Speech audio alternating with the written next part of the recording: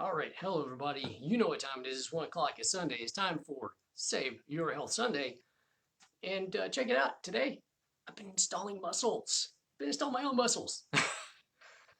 Grab your drink. The good stuff, by the way, for your drink. We will talk about what's in here at some point, by the way. We have more stuff to talk about right now.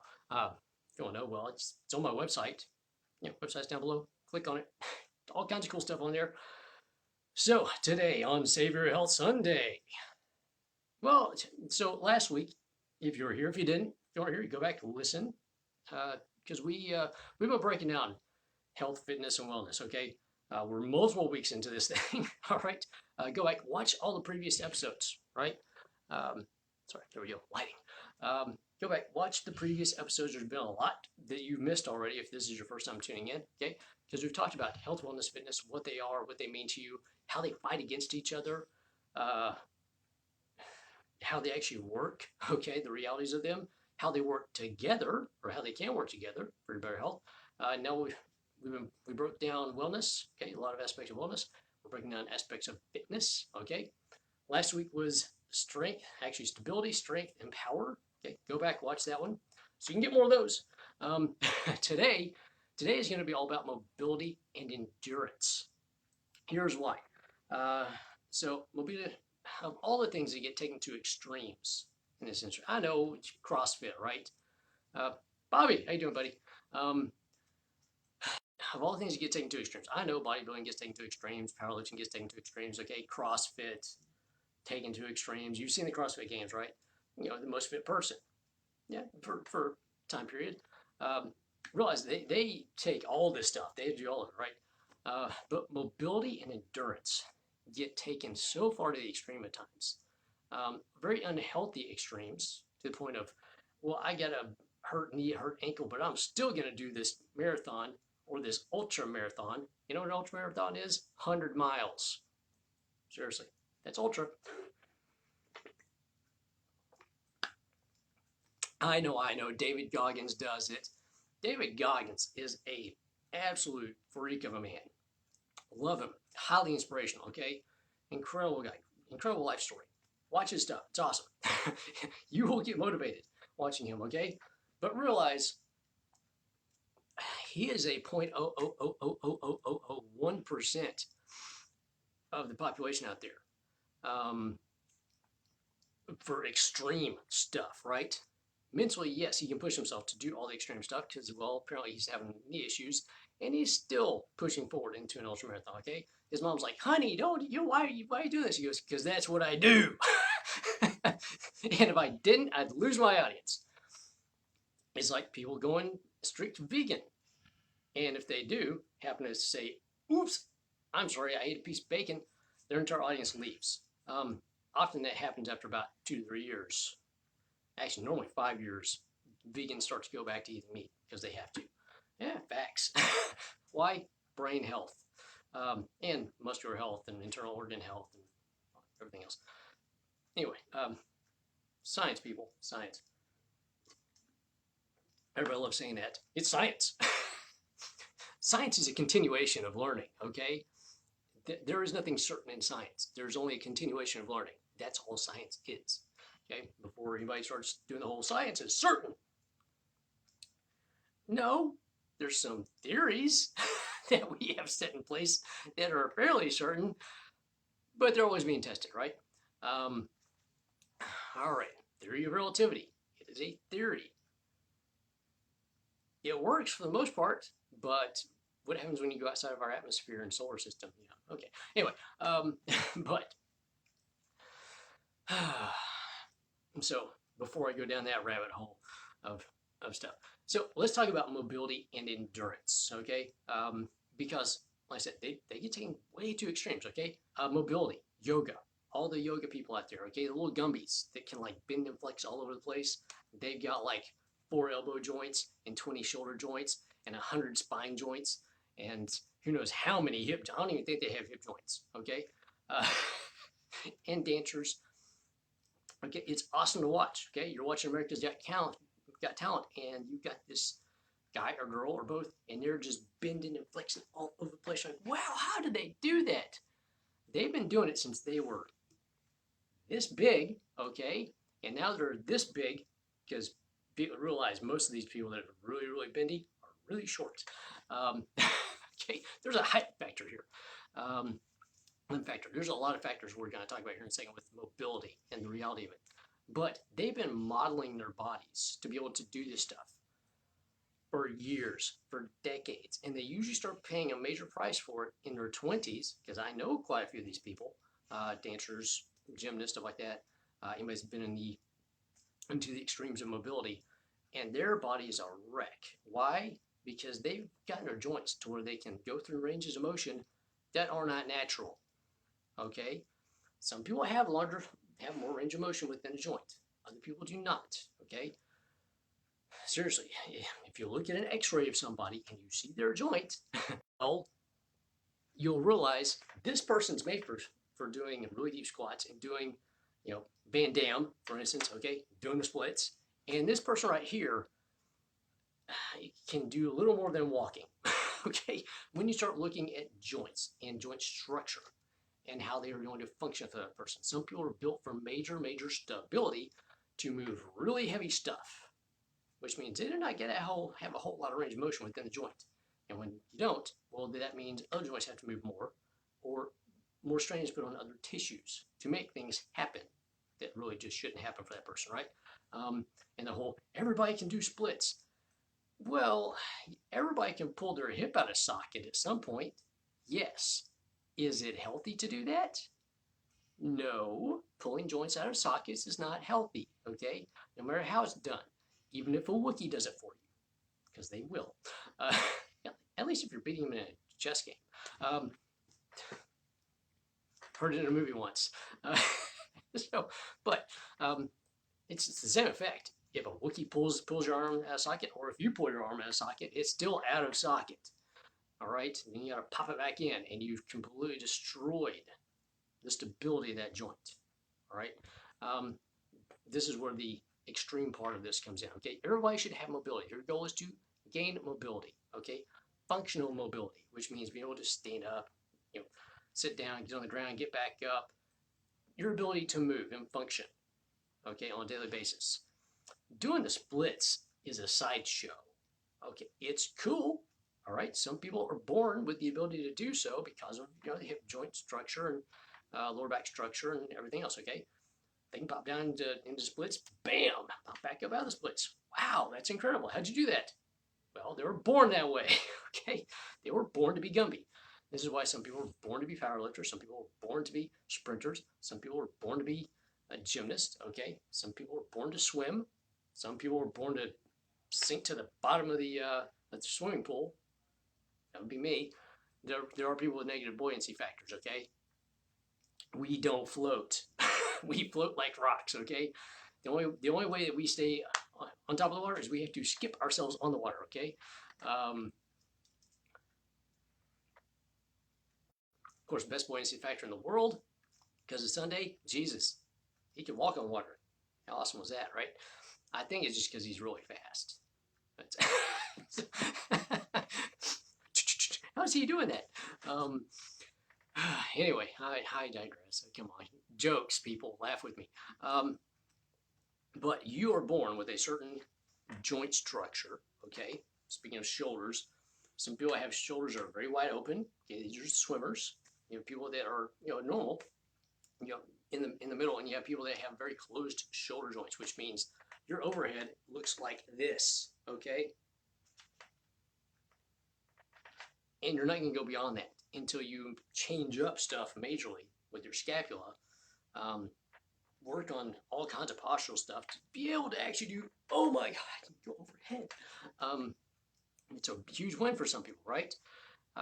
I'm actually in that category. I don't do a whole lot of overhead stuff because, well, my shoulders, the way they are formed, well, they're made for producing a lot of power, but not a whole lot of being up here doing stuff, okay? It's just not. I actually have fairly narrow set shoulders. They look wide because I've worked on, all kinds of shoulder stuff to make them go wider. Okay, working on posture. But still, they ain't open. I'm not sitting there doing butterfly strokes and stuff like Michael Phelps. Have you seen Michael Phelps? Have you seen his shoulders? Have you seen the fact that his shoulders sit out here? Okay, his arms can go in a full circle and never touch his body. It's incredible. Okay, I mean full, perfect, absolute circle all the way up and down, going around in a circle. It's amazing. Most swimmers can do that. Gymnasts, but there's joint structure and function here for all this stuff. You have to figure that stuff out and then go to your limits on that. And the only way to do that is to be stable. Because if you have no stability and all you do is work on mobility or flexibility, as everybody calls it, okay, there's only one type of flexibility, and that is it, okay? Your ability to flex that muscle. Mobility is your ability to unflex that muscle, okay? They should call it unflexibility because you're getting stuff to relax. It's the only way you can go into all these motions is getting muscle tissue to relax, okay? At least one side of a joint to relax. So you can go through this extreme range of motion, right? But it requires a lot of stability to be able to do that without wrecking yourself and wrecking your joints. So that stability, mobility is highly dangerous for you, okay? Especially extreme levels of mobility. But the goal is optimal mobility, which is what? Well, whatever that means for you, okay? Depth of squat, pushing motions, all that stuff, rolling motions, that's different for everybody. Your spinal mechanics, different for everybody, okay? That's why you need to have a trainer that knows what they're doing whenever you're doing stuff, because otherwise they may take you past your limits, and that's when you start getting injuries, okay? Oh, I got this thing going on now. What happened? Well, you went past a place you weren't supposed to go, okay? You have a certain motion that your body wants to be in. It's stable with that, okay? It's happy in this stable area. Now, you can increase stability outside that area and go out. You go out to where you're stable, okay? Have you ever been on ice? You're not stable there. You ain't happy, okay? Don't put your joints on thin ice. Don't go skating on thin ice with your joints, okay? Because otherwise you'll go through the ice and, well, it ain't fun, is it? No. Have you ever taken an ice bath? Okay. Endurance. Let's go to endurance. Back to endurance again. Everybody has a certain level of endurance, okay? Endurance means how long you can do something. That's it. That's all it is. Now cardio, I'm doing cardio. If you're doing something for more than 2 minutes, actually 2.5 minutes, technically 3 minutes, you've done cardio, okay? And that's classic definition of cardiovascular, okay? Once you get into using oxygen as one of your main energy sources for doing stuff, you're doing cardio, okay? So if you come in here and you do weights, like I do, really quickly, my entire workout is cardio, okay? So you have endurance. You have endurance while you're carrying heavy stuff, which is life, right? Going out and running, well, that's an endurance sport. It is cardiovascular. There is some power. There is, strength and stability and all that stuff built into it. But it's how long can you go forward while you're walking or running, okay? What's your endurance on that, right? Okay, you can endure that. Great. Let's put a 20-pound weight suit on you. I have one of those, by the way. It's awesome. I'm part of a company that makes those. Okay, now, can you do it with an extra 20 pounds on you? I don't know, let's see. Probably not. If you don't ever do any strength or power training, you definitely can't. You'll be toast in 5 minutes. Why? Because you can't endure that thing, right? So endurance is all about how long you can endure doing something, okay? Forget about the cardiovascular aspect of it. It's just how long you can do something. How far can you walk, okay? How long can you walk? How long can you run? How many push-ups can you do? How long can you hold a plank, right? Endurance. How long can you endure this thing, okay? The cardiovascular piece comes after that as a part of it with, heart rate, right? What's your heart rate at for how long? What energy system are you in? If you didn't realize, your body is like a hybrid, okay? It switches back and forth through different energy systems. Depending on what you're going through, okay? You're running, and oh God, you find a hill. You have switched energy systems right there. Why? Well, you got lactic acid buildup. Oh my, I've got lactic acid. Where did this come from, right? You been there? Yes, you have. First time you get on a bike. Whew, man, what's going on? Anyway, that is endurance and mobility in reality, okay? Can you do yoga? Yes. Should you do yoga? Yes. Okay. Don't go beyond your limits. Okay. The best yoga instructors I've ever seen and met in my life tell people don't go beyond your limits. Okay.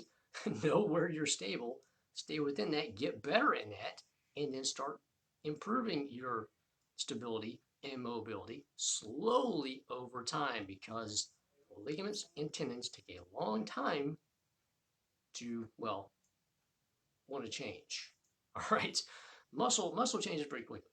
Tendons and ligaments, not so much, and that's where you will get in trouble. You will start stretching tissue that does not stretch, which means you're tearing it, which means you are going to be, well, getting yourself set up for major injuries down the line. Okay. Endurance, same thing. I'm going to go run 5 miles today. How about you try walking a mile first? Okay. And then maybe try walking 2 miles.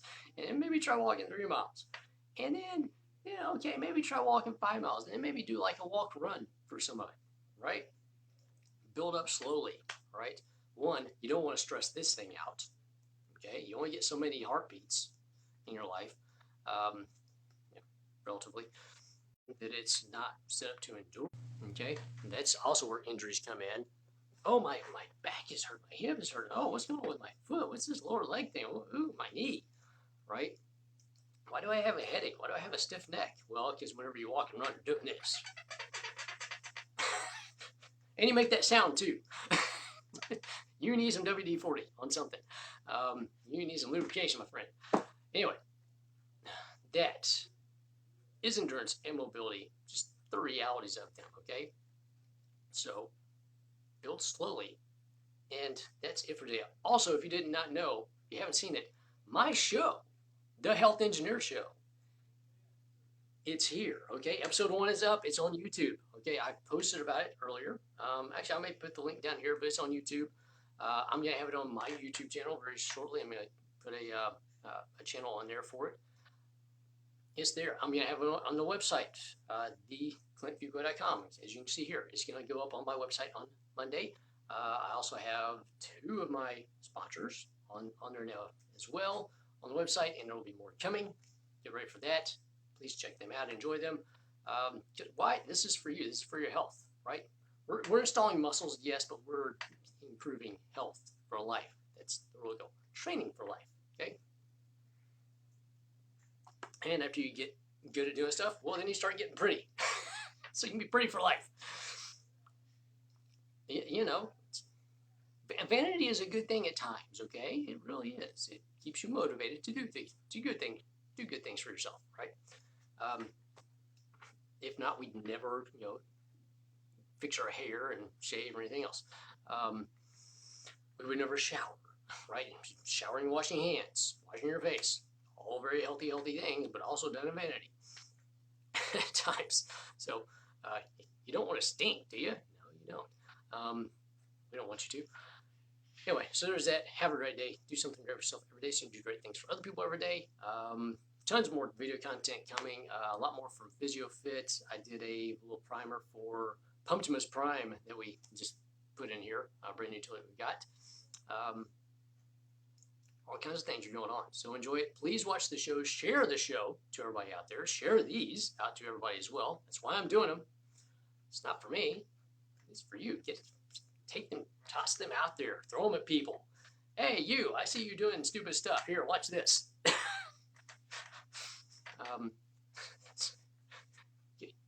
The back and knee you could save will be theirs. And hopefully yours after watching this. You'll be doing these for years. You only get one body, and the replacement parts just aren't quite as good as the originals. Usually, okay? Unless there's like factory defect. Factory defects do happen, okay? But not that often. There you go. Have a great day. See y'all next 1 o'clock. Save Your Health Sunday. We're going to dig deep on some health stuff, the numbers, okay? We're going to start digging deep on the numbers of stuff. You've seen what we did on the previous episodes. So this is all the up-inspiring Superman stuff because, fitness is Superman. You know what I'm talking about if you watched the previous ones. If you haven't, well, go back, watch them. You have reason to now. especially if you're a superhero fan. If you are a DC fan, if you like Superman, Batman, and Wonder Woman, you're going to love these. I mean, it works with Marvel too, but Superman fan people, come on. All right, there you go. See you next week.